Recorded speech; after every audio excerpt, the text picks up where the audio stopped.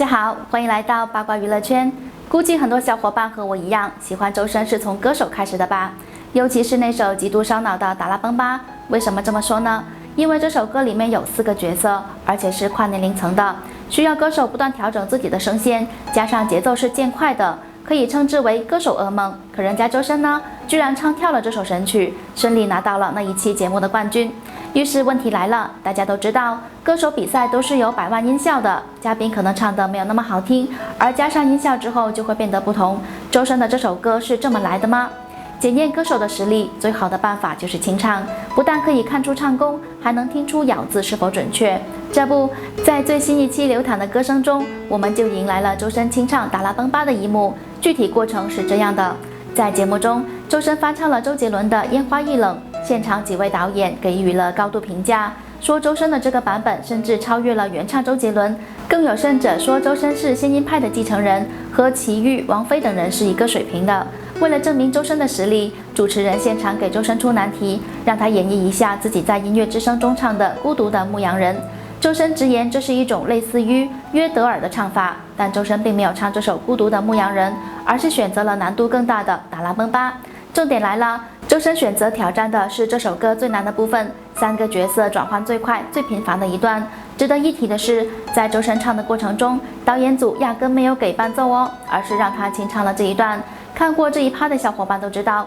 周深轻轻松松就演绎了一下，无论是咬字还是唱功都是那么棒，和歌手里没有任何区别。所以通过流淌的歌声执行，我们可以看出周深的实力是多么强悍，他是自带效果器的，压根不需要什么100万修音。那些质疑周深唱功的小伙伴，这次可以闭嘴了哦。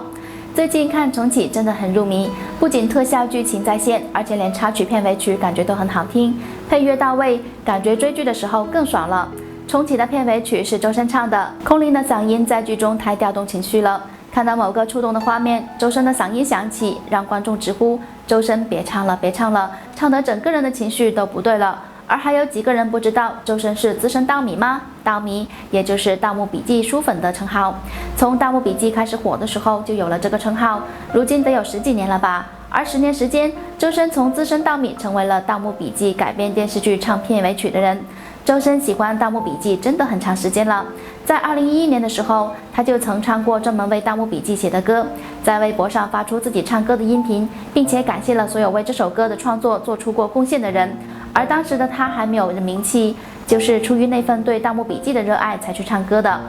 2015年的时候，以书粉的身份表示心疼《盗墓笔记》，